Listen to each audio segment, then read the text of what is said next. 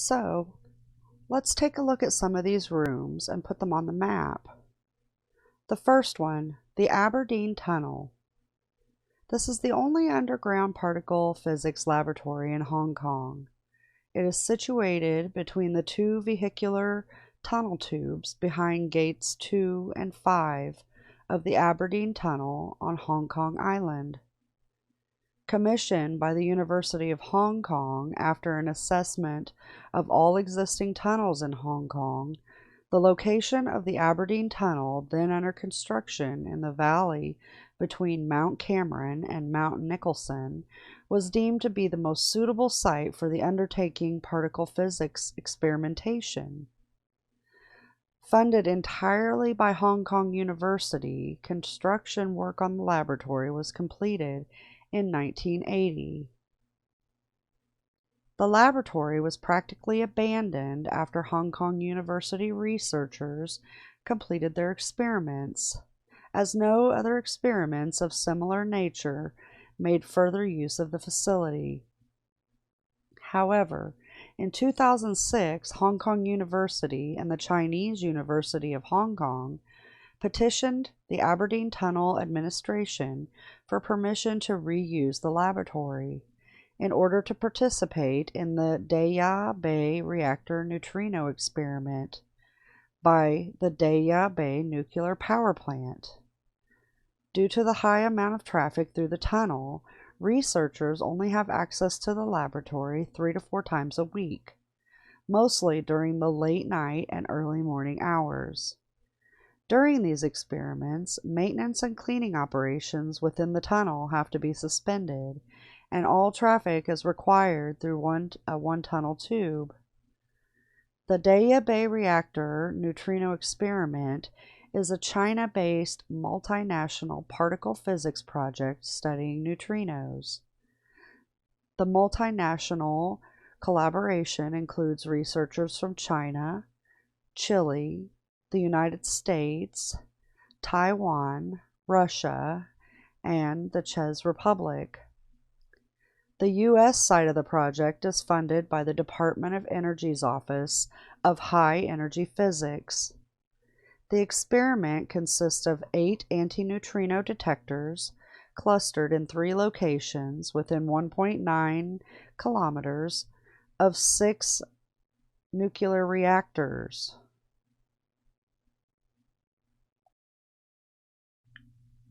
The one at Japan is called the Super Kamiokande, which is hidden 1,000 meters below Mount Kamiokeko, and it consists of a stainless steel tank filled with 50,000 tons of ultra-pure water. The tank wall has been installed with 13,000 photomultipliers which can detect light that is produced when neutrinos act upon the surface of the water. This is actually a very rare occurrence, but when it happens, it emits a charged particle which is very fast. The speedy particle creates a cone of light that is known as Cherenkov radiation. This is responsible for the blue glow below the surface of the water and is seen inside the detector, which detects incoming neutrinos. The neutrino detector has been very helpful in so many discoveries and new theories in physics, such as providing evidence that the sun is a source of neutrinos.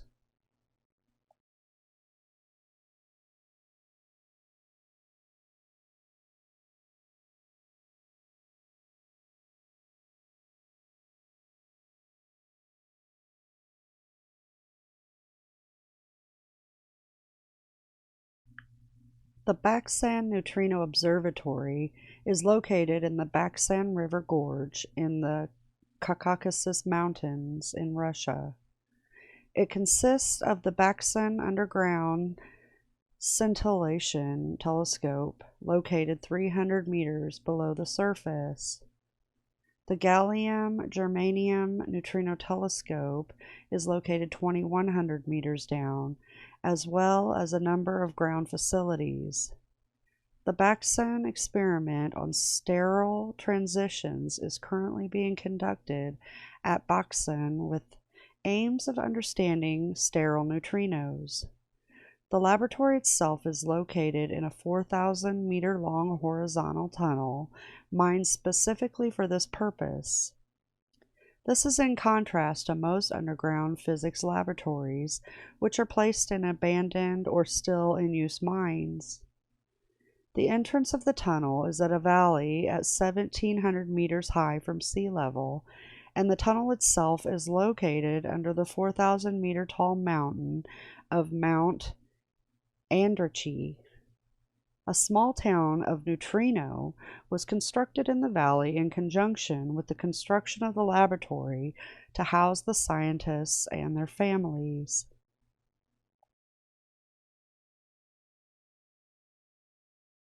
The Confranc Underground Astroparticle Laboratory, or the LSC, is an underground scientific facility dedicated to experimental research in fundamental physics, particle physics, and astrophysics since 1985.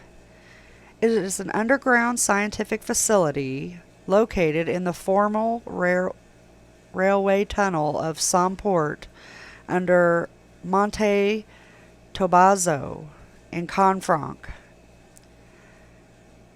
The laboratory, 850 meters deep, called Project Luna, is the main research facility under the Tobazo Mountains, standing at 1,980 meters in height. There is a tunnel connecting from Spain to France, and this is a small part of the CERN facility, which is nearby. Some physical experiments include studying the moon flux. This is when the moon is engulfed in the solar wind. So with our APM eyes, we can see this is when the moon is in the new moon phase and closest to the sun. And according to Walter Russell's work, the south would turn towards the sun and it will emit a positive charge instead of its normal negative charge. They also study radon.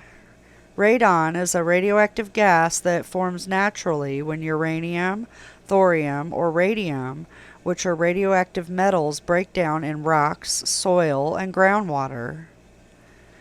Another is ambient photon flux. This is the number of photons per second in unit area on a surface. And neutrons, a subatomic particle that has no electrical charge.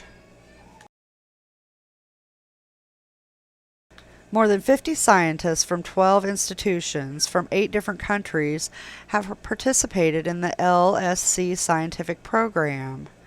These include Argentina, Armenia, France, Italy, Portugal, Russia, Spain, and the United States.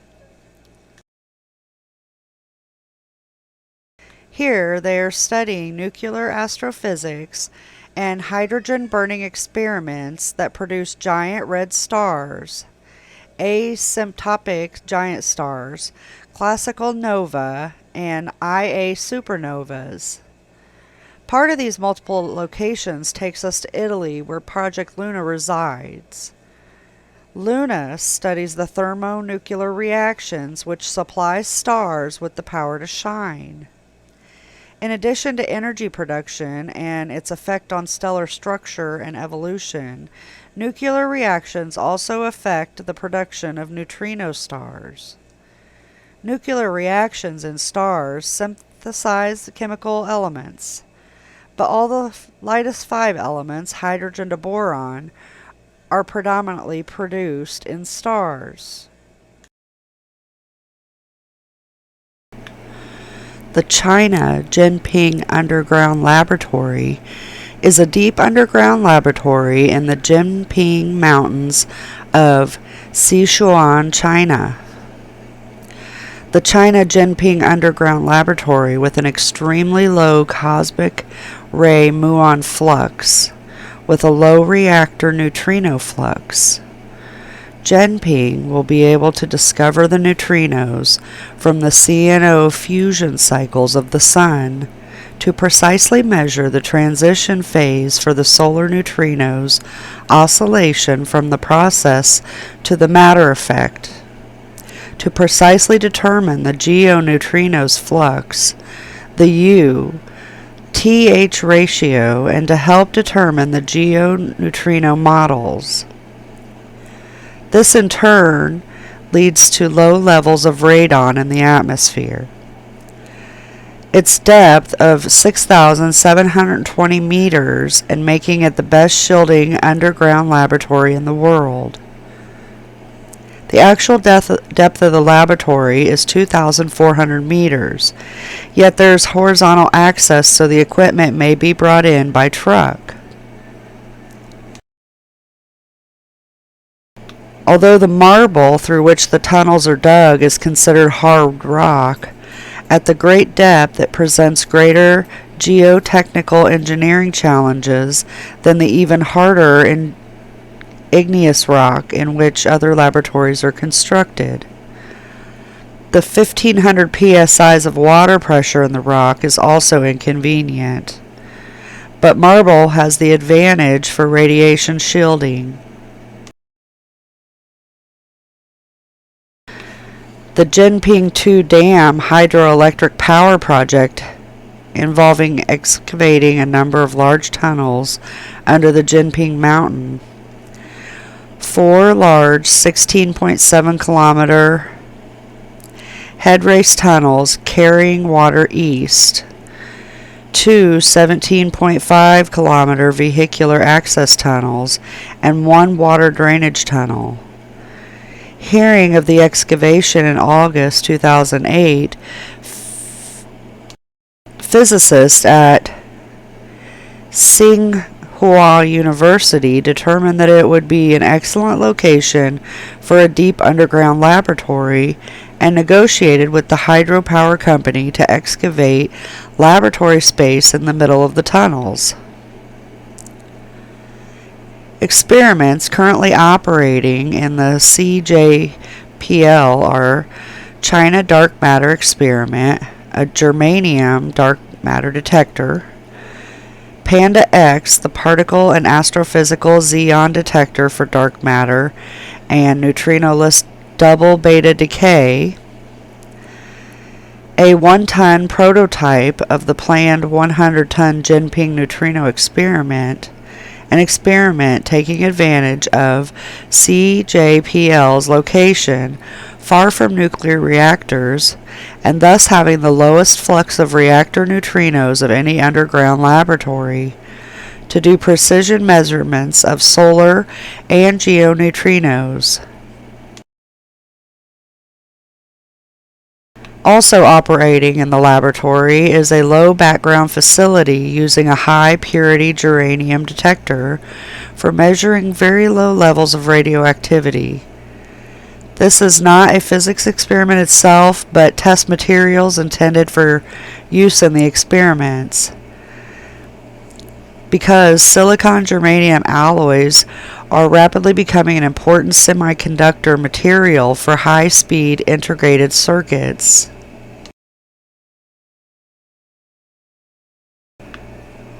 Also, JUNA, the centerpiece of JUNA project, is an accelerator capable of delivering hydrogen and helium beams at 50 to 800 keV.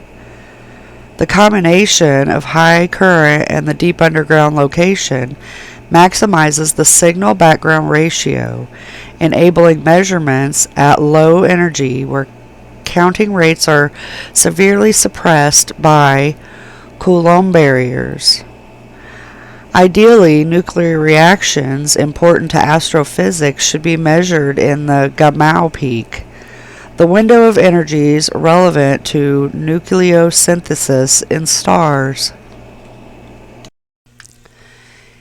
India-based Neutrino Observatory, or the INO, is a particle physics research project under construction to primarily study atmospheric neutrinos in a 1,200-meter deep cave under the INO peak near Theni, Tamil Nadu, India. When completed, the main magnetized iron calometer experiment will include the world's largest magnet, 4 times larger than the 12,500-ton magnet in the compact muon solenoid detector at CERN in Geneva, Switzerland. The primary goals of the ICAL are following: unambiguous and precise determination of neutrino oscillation parameters using atmospheric neutrinos, study of matter effects through electric charge identification that may lead to the determination of the unknown sign of one of the mass differences.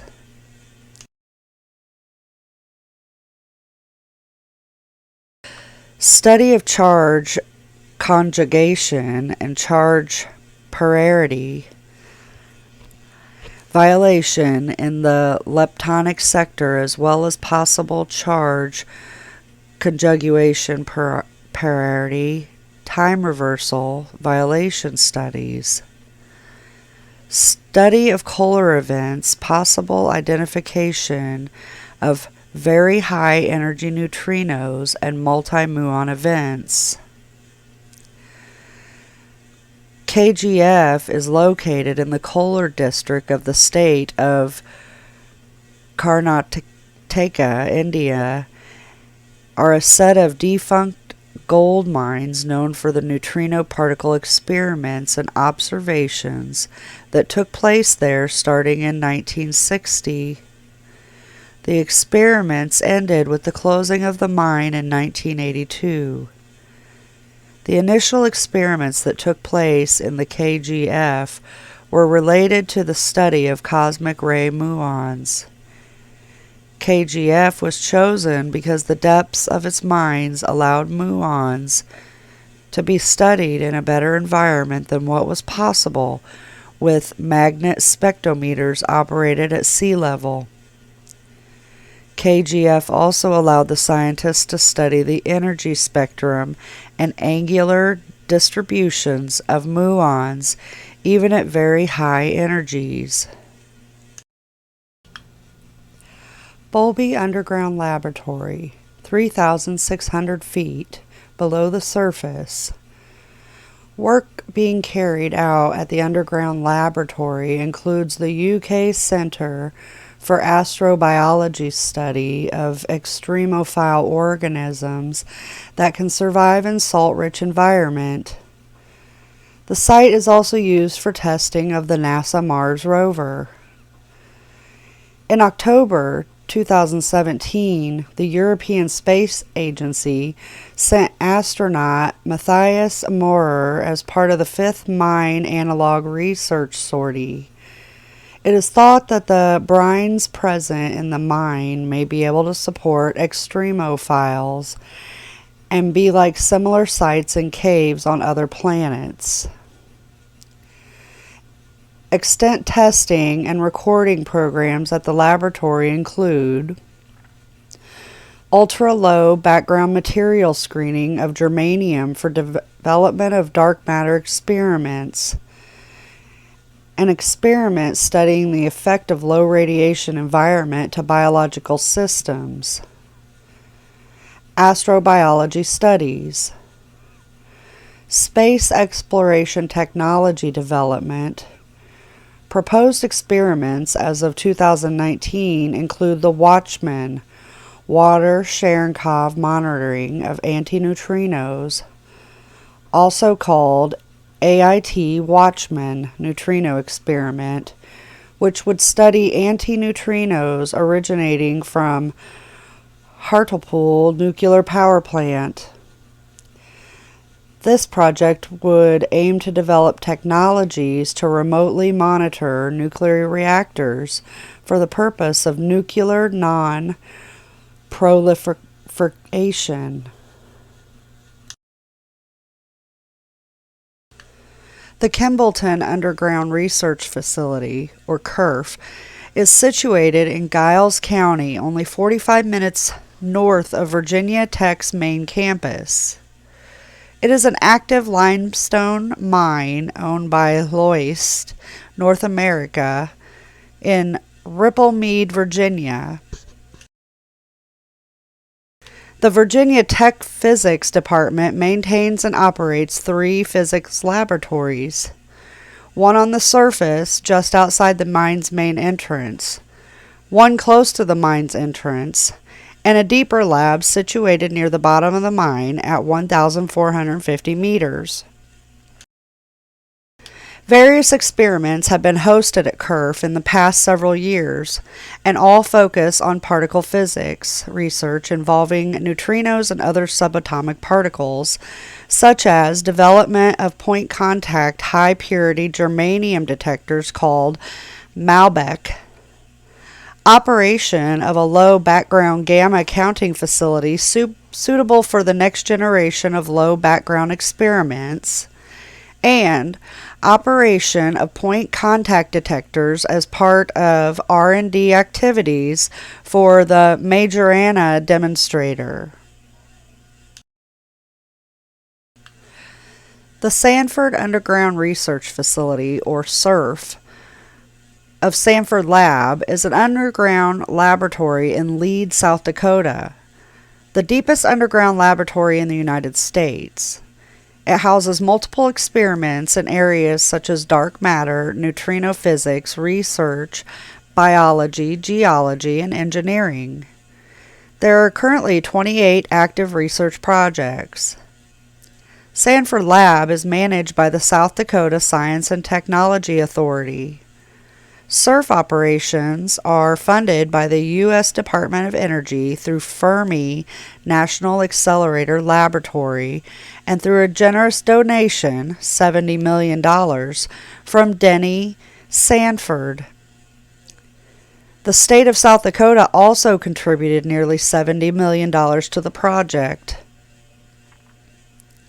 Active experiments include EGS Collab, the Enhanced Geothermal Systems Collab project is a collaboration of 8 national laboratories and 6 universities who are working to improve geothermal technologies.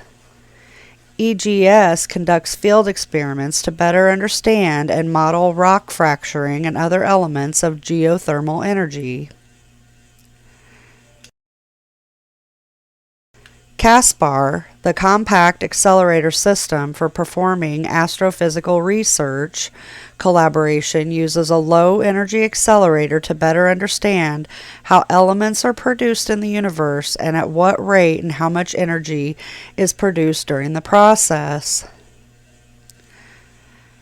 Majorana demonstrator. The Majorana demonstrator uses 40 kilograms of pure germanium crystals enclosed in deep freeze cryostat modules to answer one of the most challenging and important questions in physics. Are neutrinos their own antiparticles? If the answer is yes, it will require rewriting the standard model of particles and interactions, our basic understanding of the physical world. GeoXTM hopes to create the world's largest, deepest underground network of fiber optic strain and temperature sensors and tilt meters to measure the movement of rock systems in underground laboratory. Transparent Earth. The project is developing a deep seismic observatory for scientific investigations, sensor technology development, and safety at the Sanford Lab. Then we come to the project DUNES, which is Deep Underground Neutrino Experiments. It is a leading-edge international experiment for neutrino science and proton decay studies. Discoveries over the past half-century have put neutrinos, the most abundant matter particles in the universe, in a spotlight for further research into several fundamental questions about the nature of matter. DUNE will consist of 2 neutrino detectors placed in the world's most intense neutrino beam. One detector will record particle interactions near the source of the beam at Fermi National Accelerator Laboratory in Batavia, Illinois. A second, much larger detector will be installed more than a kilometer underground at the Sanford Underground Research Laboratory in Lead, South Dakota, 1,300 kilometers downstream of the source. Two prototype FAR detectors are at the European Research Center, CERN. The first started taking data in September of 2018, and the second is under construction. The Long Baseline Neutrino Facility will provide the neutrino beamline and the infrastructure that will support the dune detectors.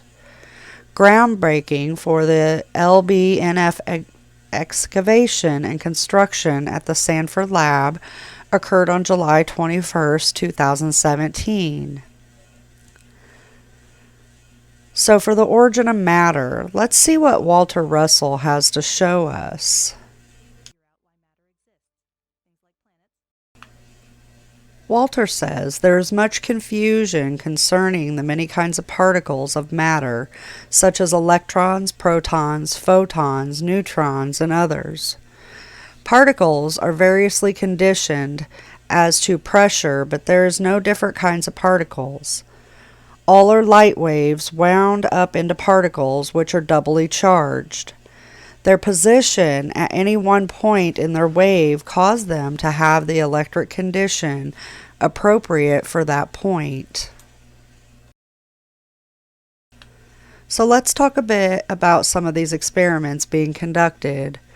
We will begin with the neutrinos and antineutrinos. So neutrinos are similar to electrons, but carry no electrical charge. They can escape extremely dense locations.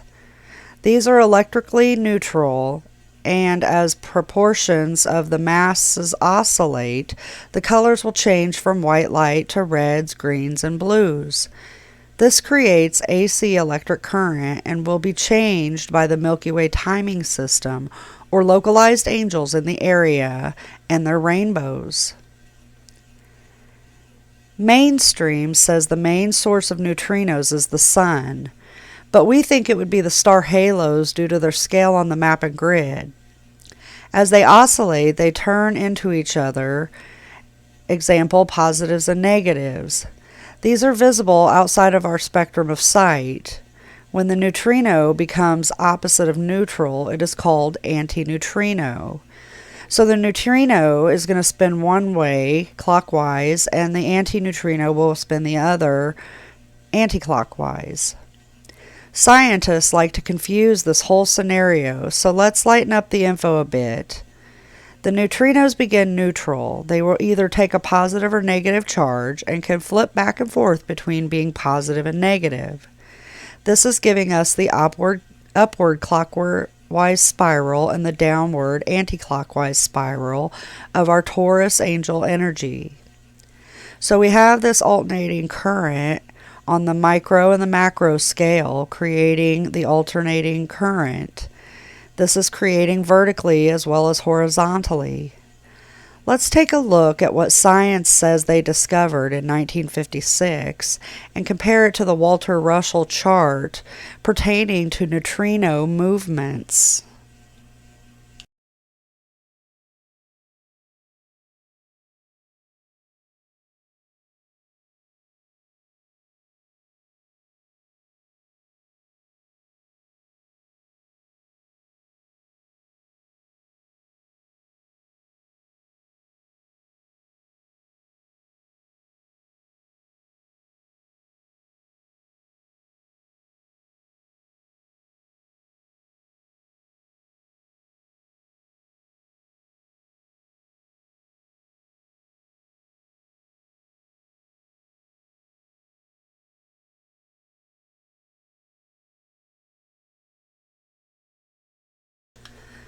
So what is dark matter? Well, this takes us to the second topic of experiments. Dark matter is working outside of our spectrum, and science says it has no electromagnetic field or radiation. As we can see by this Walter Russell chart, what science says about dark matter is accurate, that it makes up 85% of components of the universe. It is not visible, but it obeys the laws. So they are detecting it by using cryogenic detectors. They see the heat signature that is produced when the particles hit atoms and cause the scattering of the nuclei. Does anyone watching this even know what kind of equipment they are using to see this 85% range? And are they available to the public? So basically, dark matter is anything outside of the human visual spectrum, as we can see here by Walter Russell's chart. The next topic will be nuclear astrophysics. This is nuclear reactions as they occur in cosmic environments and remaking of astronomical objects. These observations cover the spectrums of nuclear gamma rays, X-rays, optical and radio astronomy, as well as isotopy measurements of meteorites and their stardust, cosmic rays, and material deposits. See, if they are to steal the angel rooms and the Creator's glory, they have to be able to understand it and explain it. The light emitted by the luminaries is a direct result of the nuclear reactions that naturally occur when massive amounts of gas collapse and heat is applied. The elements on Earth are also a result of the nuclear reactions from previous and current generations of this technology. The vast majority of stars are in a perfect thermal equilibrium. The luminosity is still powered by nuclear reactions. Next, we will discuss some comparisons of these experiments and compare to more of Walter's work. An example of simulated data modeled for the CMS particle detector on the Large Hadron Collider at CERN. Here, following a collision of two protons, a Higgs boson is produced, which decays into two jets of hadrons and two electrons. This is an image Sandra and I animated to show the compression, fusion, and expansion parts of the process, while the light particles are demonstrated with the particles accelerating outward from the fusion point.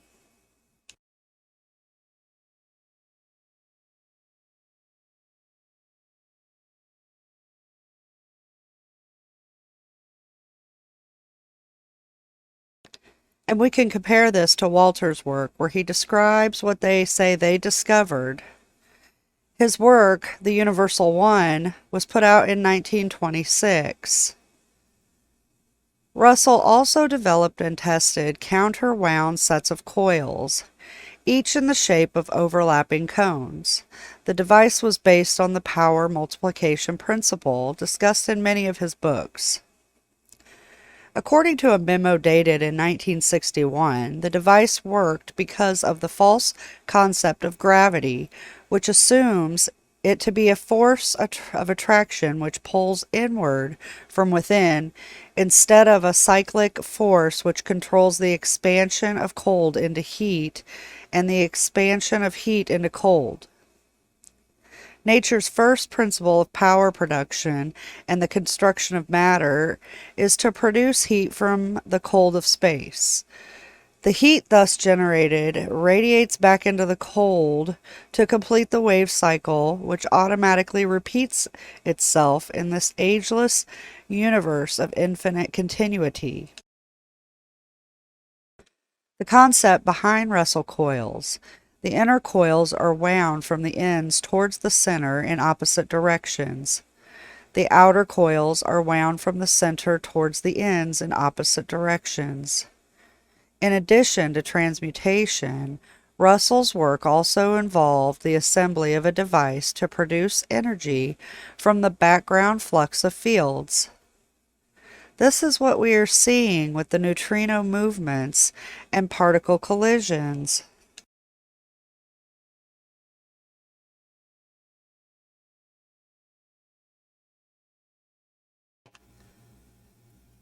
So I want to say that finding real pictures of some of these and the labs themselves was next to impossible. As I searched the websites to obtain information and maybe some photos, I noticed my computer being scanned by several repeat IP addresses. Now, had I not been blocking these places, it's hard telling what they would be looking for in my computer. However, I'm sure my IP is blacklisted by now. It makes you wonder why the United States defense system wants to pinpoint my location just for simply wanting to learn about science experiments going on in the world. Each of these labs, as we saw, fell onto very telling locations on the star halos, on the grid, on angel points. What we can see by placing these underground labs on the map and grid is these are angel rooms that they are studying and learning the functions and cycles. They are planting seeds into the public mind that they built this technology that is producing these effects when in fact the angel technology is already there doing it. Some of the man-made areas that we viewed are their attempt to recreate this glory. This electro-alchemagnetic world we live in was designed by the greatest designer of all with the perfection to allow us to live in our realm where everything we need is provided. The few that steal the glory are the same few that steal everything in the realm and say that we have to slave to be able to live. Open your eyes, people, and see the world with APM eyes, and that we, the many, can begin to free ourselves from the man-made matrix of reality that is being faked by the few.